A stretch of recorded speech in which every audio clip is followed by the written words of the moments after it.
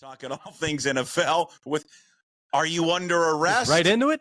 What, yeah, I'm sorry. Should I give you next time I'll give you a heads up. Hello. Hey, Good thing I wasn't indisposed. what is happening with you? What's going on there in New York City? Huh? What do you mean? Well, what's the police? I don't know, the sirens that are going off. There's like sirens left and right. What do you got going on there? My air conditioning's broken for like a month and a half now, so I got the windows open. So you're just gonna have to. No, I love it. Gonna have to roll with the sounds of nature. Well, you don't want. Next time, I'll give you a heads up instead of just coming right to you. It's the Mike Garafolo Show. He's the best in the business. You can follow him on X at Mike Garafolo. Brought to you by Hartley and Hartley Insurance, your trusted family-owned insurance experts in Puget Sound since 1978. They've got honesty, they've got fairness, folks, and they've got golf and integrity. Jamie Hartley, contact him right now, 253-565-8700. Also, Zogs on Fox Island, perfect spot to grab a cold beer, hang out with friends, and catch the game. Enjoy the Northwest summer and into the fall. They're at Zogs on Fox Island. How are you? We got football. Week 1. It was a great week 1 of football. Was it? It was okay. Really? Really? Yeah. What's wrong with you? What are you talking about? It was awesome. Everybody's like, "Oh, look at all the comebacks and stuff like that." And I like there were games that I mean, maybe you know what? Probably because it was colored by. I don't usually on a Sunday. I'm not usually at a place where I have to take a plane.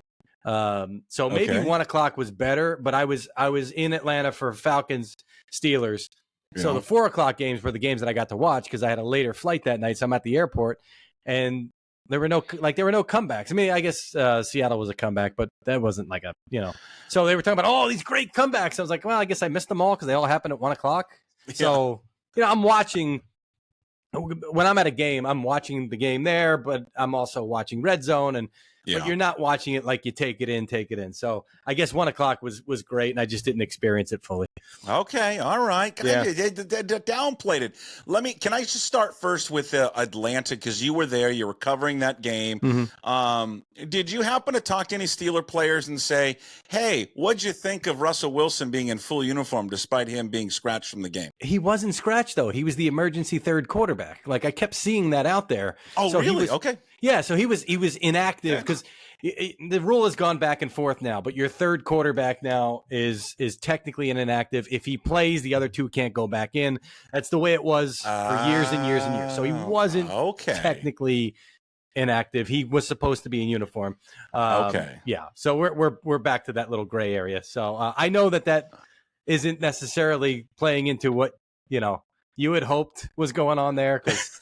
I know your feelings on the situation and the guy involved. But I'll say this. He showed up. Okay. He gets there. He's on the first bus with Justin Fields. And he's the first player. Like, maybe not the first player. One of the first. But he's definitely the first quarterback out there. And throwing and doing his whole thing. Just doing the whole thing. Because he's Russ. Yeah, because that's what he does. Well, okay. Well, that clears it up. Because, people out here in Seattle were just crushing him. Just crushing him. Crushing him like, look at him. He's such a dork. He's in full uniform and he's inactive. This is what he does. But now that I forgot about that rule. So he had to be. So you'll see that. If teams that have 3 quarterbacks, you'll see that all year long. Yes, you'll see that if they're the third quarterback. Now that you say that, I wonder, because it's never happened, if a guy is inactive and he suits up, would that technically be a violation? Would it be punishable? I don't even know what the rule. I'm going to have to ask what the rule on that would be. Okay. All right. I mean, maybe you can. Like, you could just wear whatever you want. But it's, I don't know. It's a great question. We usually have great questions here. What the Atlanta situation? Not so much since we lost Jim, but we'd have Jim could come back. He's on this retirement plan and he doesn't want to come. He doesn't want to work more than 3 days a week. Make one of them Thursday at 1:20 Eastern. How about that? Okay, we'll bring him on. Yeah, I'll tell him he's out probably hiking and and angering his neighbors in Bend, Oregon. The Kirk Cousins debut raised any red flags? Yeah, it did. Mostly because of the vibe, I guess. Is I keep when I left there, I was kind of like, all right, it's one loss. 17 weeks, season's getting longer. The more we keep adding games, relax. It's like it was. Like a morgue there. Yeah. And I was like, now they got to turn around and they got to go to Philly. And I saw a stat just now. I got to find it. Hold on. It's a great stat. It was a great stat. I wouldn't go looking for it if it wasn't a great stat. Who did I text it to? This guy. This guy. The Jets, Colts, Panthers, and Falcons. This is, I'll give credit. This is from, somebody sent it to me. It's from actionnetwork.com, Okay. which I don't condone. Well, I shouldn't say I don't condone. I don't participate. I'm not giving you advice. It's a stat. Okay. The Jets, Colts, Panthers, and Falcons were held to 25 minutes of possession or less in their week 1 losses, the 4 lowest times in the NFL.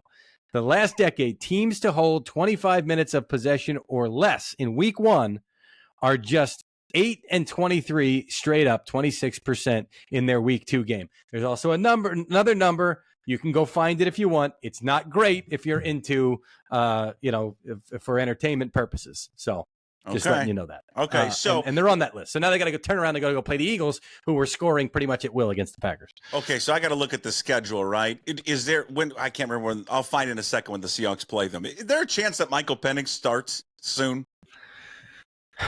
Define soon. I mean, I don't know. I don't think so. Next 3, 4, or 5 weeks. But so Raheem Morris has got to, because I spent time in the pregame on NFL Network, NFL Game Day Morning, talking about how since that night, since they drafted Michael Pennix, Raheem Morris has been adamant to those outside the building, those inside the building, including everybody in the locker room, that this is Kirk Cousins' team. In fact, his quote to me was, "We're excited for Michael, but this is Kirk's team." So there's a credibility issue, right? If you all of a sudden get the quick hook and go to Michael Pennix. Now, right. If we're in week 6 and it is where it is, then you're going to have that conversation. Week 2 feels a little bit early.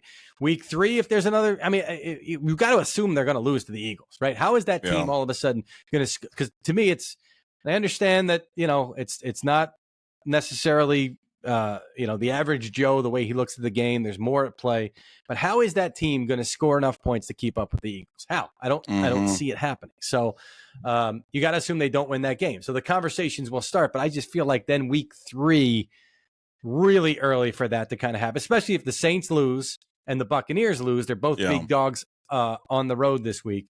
So if you assume that now everybody's still tied for first place in that division. Okay, week 7, October 20th.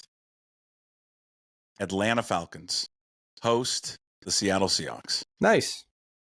I just think the way that it is, and I could just see it. I could see the pressure mounting, especially if they lose, and they got an exciting rookie. And by all indications, and I'll be honest with you, I saw highlights of training camp and highlights actually of the preseason games. I didn't see a full game, but he seemed to wow everyone, and he will. His arm strength is so elite, Mike. And, the pressure to have that shiny new quarterback, everyone loves the backup quarterback. So, yeah. And then can you imagine what they would do what would they do with them? Let's say they start him, and then you got Kirk Cousins and he makes all this money. What do you do? And you invited it by drafting him, which is fine. If he winds up being your quarterback till 2035, it's not going to matter what happens in 24, right? True. But in the short term, you're going to have to deal with it. And that's what, Raheem told me. He's like, and we knew we were going to take flack for it. And the fact that we didn't tell Kirk right away, which he said, there's so many leaks and so many social media accounts out there that we had to keep it tight, even from the guy involved. Maybe he could have gotten a call a half hour before or something like that. But they're happy with what they're seeing from Pennix. The fact that they didn't play him in the preseason, I thought was very curious and remains curious. But Kirk, to me, the offense looked, stagnant is the best word. I've seen the numbers. They didn't run that much motion. They were out of pistol, all these things. It just didn't seem like Pittsburgh was threatened by anything, which is, they should be. You got enough weapons on the offense. You should feel threatened, and it didn't look like they felt that way. Moving into the Seahawks, do we know what the latest here with Ken Walker is by any chance? Yeah, he's got an oblique thing that he's dealing with, which that's the in vogue baseball injury of the last couple of years. So yeah, day to day is the best I can give you right now, and they're holding out hope that he's going to be able to go. We shall see. Same with George Fant. Sure. He's more. I don't know. Mike McDonald called him day to day as well. So it seems like those guys are truly questionable to this point. I would not expect.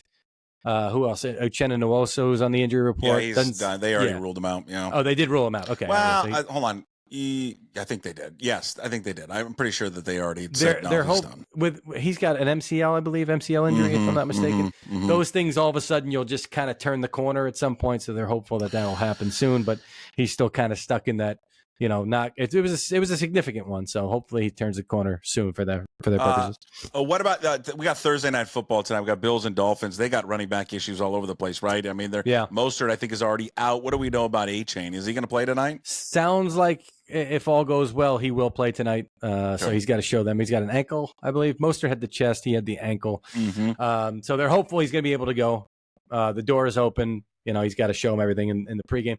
They got the other guys they can lean on, especially Jeff Wilson Jr. They like him a lot. We've seen him perform in the past as well.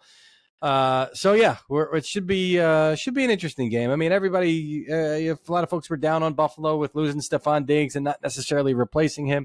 But they like the guys they've got. Keon Coleman obviously was going to have to step up. I believe he was their leading receiver week 1. And they kept saying how much they like Mac Hollins, and he had 2 catches and a touchdown. So let's see if he can replicate that. What did you? I mean, we talk a lot about the NFL, and it's the greatest reality show in the history of reality shows. It's unbelievable. Thursday Night Football was great with all the pomp and circumstance around it. You've got a pop superstar there. Then you had a terrific football game. It just was phenomenal. And then we get to Sunday. And I don't think I've ever seen a pregame Sunday like that in my life. I mean, you've got Dak. You guys are all over the news. Dak Prescott's got a brand new contract, and then I don't know if it's before that or after that. We get another Scotty Scheffler situation. Yeah. And Tyreek Hill gets pulled over. And he's put in handcuffs, and that whole drama. It was all unbelievable. It was all at once, and in there was I reported that Justin Fields was going to get the start, and it was kind of like, yeah, get out of the way. Okay, fine. Yeah, we knew about that. And it was so, and our producer, Jonathan Victoria, in his first Sunday doing game day morning, it's a new role for him this year. Jeez. My man, and he's got, where is John? I got to find out where Jonathan's from. He's got a terrific accent and a nice, calm, quiet voice. Okay. And he did a great job staying grounded because that all hit at once. With there's no warning. Yeah. Oh, and he did a great job. Yeah, and that's crazy when it's just chaos, when everything like that is happening all at once. What do we make of the Hill situation? I mean, right when it comes out, the immediate, and we do this, we all are guilty of this. Yeah. We immediately go and react to it without gathering all the facts and waiting for everything to come out. Everybody is guilty of it. Everyone. And then as more video comes out, the body cam comes out, I think then the opinion changed. Not to say that, hey, I think that the officers went over the line with him and it didn't need to get to that. But I also would say that those that had that opinion would also come back and say, Tyreek Hill could have handled that much better. Yeah. He didn't need to, because but it escalated real fast with him. I mean, I will never, and you will never. I'll never be in the position of a black male being pulled over by police. I'll never know what that's like. Yeah. Ever. And to know what the fear factor in that is. But so I would just say, well, roll down your window and cooperate. But I understand the distrust. I do. I get it. Mm-hmm. Never experiencing it. I'm just wondering, now he's come out and he wants the officer fired. And but he is culpable in how that transpired, is he not?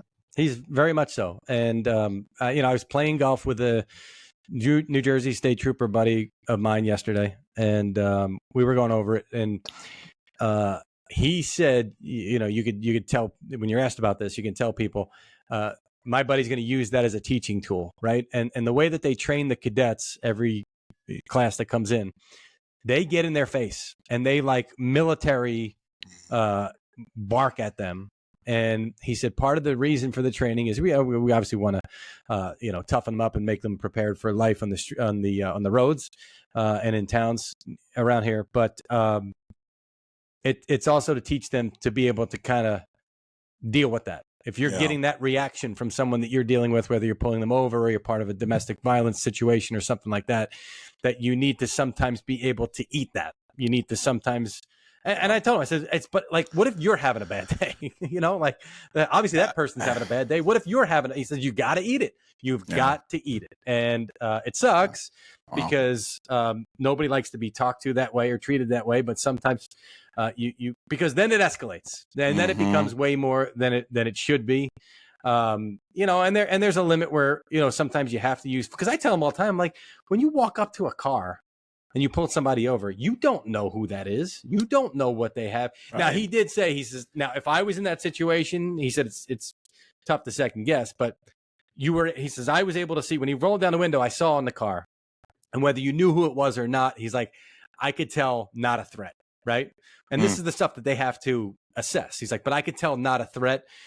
He's like, but it's not like the guy was banging on his window. He was just tapping on his window saying, you've got to roll it down. So, everybody's a little bit culpable in this one.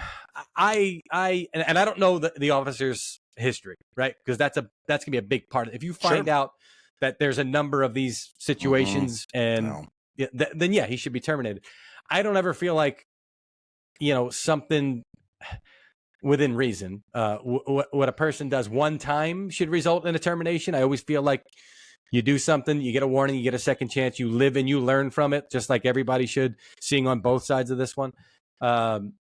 So if this would be an isolated case for either one of those first officers that responded there, should they be reprimanded? Sure. Yeah. Should they have a chance to maybe continue a career in which they can provide the public some good? I also believe that as well. Yeah, again, this is just, and again, I come up from a different perspective. I totally understand. I would just say, I'll just echo with what you said. If there's nothing in the history with these guys, I don't think anyone should lose their job over what transpired this past week. All right, so your Jets, I thought about you watching that game. It's all right. It's all right. Just one game, but he didn't look right. Sure, Aaron he Rodgers. Did. Sure, he did. He looked off. He just didn't look like Aaron Rodgers. He's 40, coming off an Achilles. Didn't play in the preseason. They should have played him in the preseason. Selfishly, I wanted them to, because I wanted to cover that Giant game in the preseason, and I did last year, and it was exciting, and it was good for Lord knows what impact it would have had in the regular season, because we never got the chance to see it, but.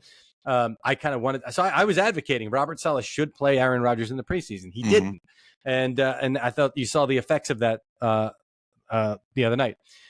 They've got now Tennessee on deck. They've got Minnesota coming up in London. They have got let's see here. They got like 4 winnable games in a row.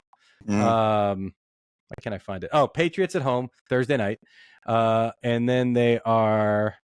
Home against the Broncos, winnable. They could be 4-1. They could be 4-1. Everybody, so you're still bullish. I got you. Oh, yeah. This is what we do, though. We overreact on week 1. I love overreacting on week 1. You should have seen the overreaction from me and others on the first half of the Seahawks game, which was it was the worst half of football I have ever seen. Was what they played against the Broncos. The double safety was. Did they ever? Because I remember Scott Hansen said. I was listening to it in the car while I was getting gas, and he's like, another safety. We're gonna go to the record. Did they ever come up with like the record book? Like how many times has there been a safety? 2 of them in the first half or whatever. Yes, but I can't remember it. But it was just it was such a craptastic first half of football. People were losing their minds. They make a mistake with the offensive coordinator from college. John Schneider can't get in the offensive line help. But they recovered in the second half and they looked good. Their defense looked good for sure. Can you hear that screaming? Probably. Is that my daughter? It could be your daughter. Maybe she's screaming for help. Do you have? What the hell is going on down there? Well, kids being kids. Aren't they in school? Are they? Yeah, she only has half days. So she's 3 years old. She's good enough down there by herself, right? Everything's good. Oh, we left our 3-year-olds alone all the time. Wander the streets. I mean, is she in danger? My nanny's down there. I'm joking that she's down there by herself. Everybody, just chill out, okay? But like, what is happening down there? I think she's okay. I don't remember what you asked me. I will say this about week 1. The Seahawks played better in the second half. Well, their defense looked good. They did, and they hung in there. And I do know that they were pleased with how the back-to-back safeties and how poorly they played, or not back-to-back, but the 2 safeties together, and how poorly they played. And yet they kept it together. They stayed calm. It was an indication of this new head coach, Mike McDonald's ability to kind of keep them locked in and focused and not panicking. So I know that they were happy about that. How about all the Rams injuries? I can't keep up with how many injuries the Rams have. They got Puka. He's out, for 4 weeks? And then we've got, the 2 offensive linemen are done now? Yeah, and they've had, even Jonah Jackson, who came back, had a broken scapula in the preseason. It's Sean McVay does a really good job of, like, we're banged up at one position. He'll find, if the guy's on the roster, like, he expects everybody to be ready to step in and take on a bigger role than maybe they had in mind for them.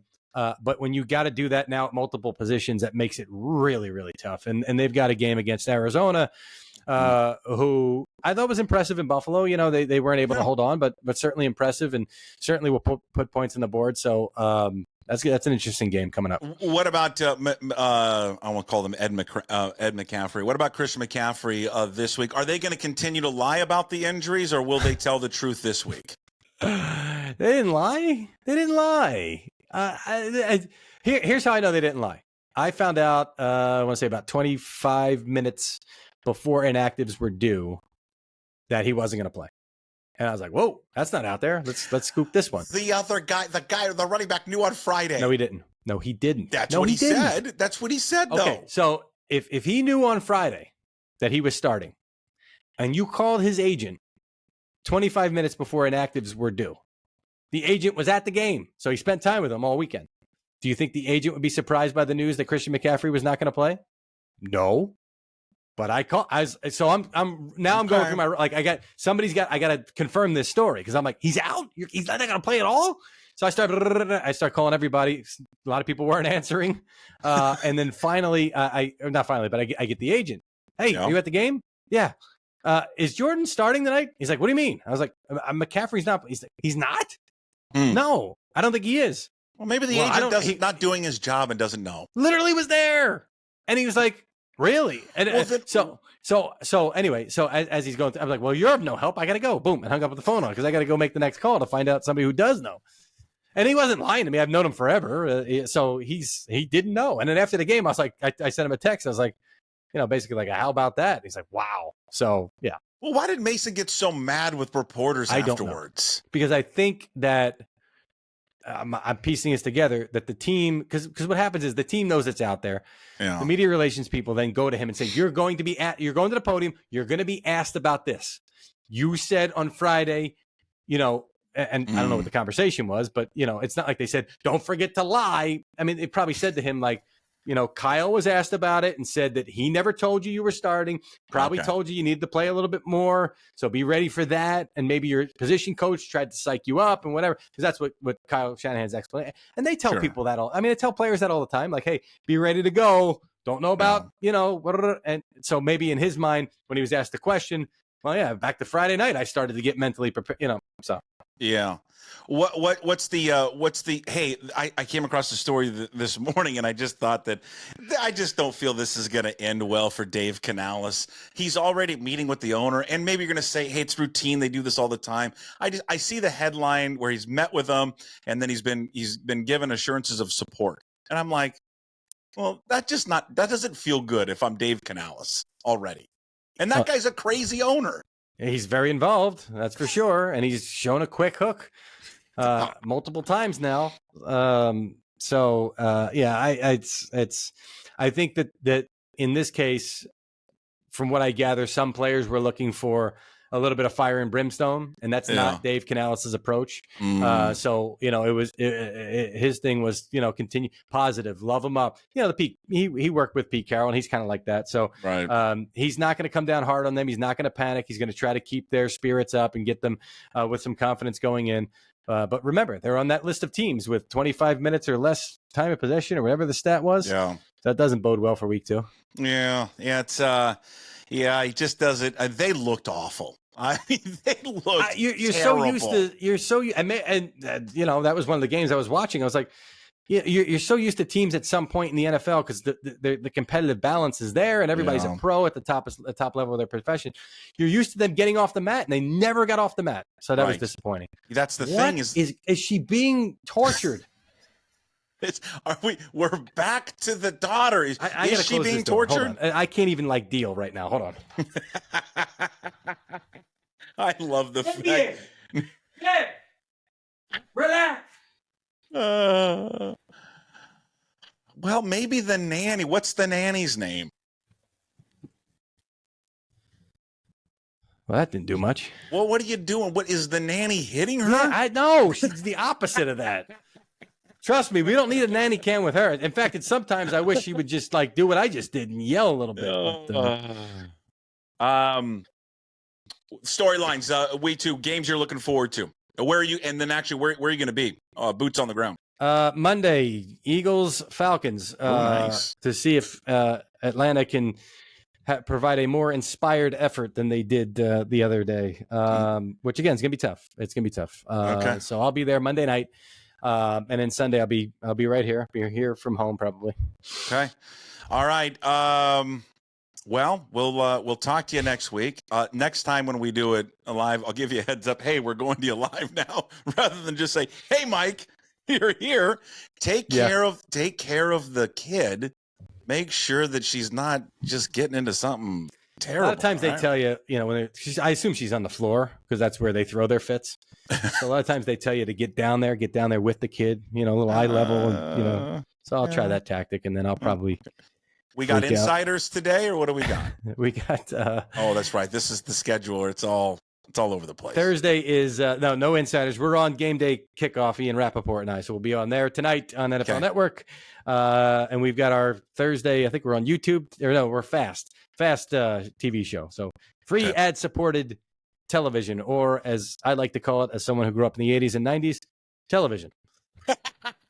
Mike Garafolo every week, brought to you by Hartley and Hartley Insurance. Everything's free, and they make their money off the ads. Oh, how about it's weird. How does that work? Also, Hartley and Hartley Insurance brings you Mike Garafolo every week. Also, Zogs on Fox Island. Check them out on Facebook, Instagram for their new summer and now fall hours that are coming up. You can watch the replay of this on YouTube. Also, listen back, Apple, Spotify, wherever you find your podcast, and of course at pucksports.com. All right, Mike. We'll talk to you next week. Thank you, sir. See you, bye.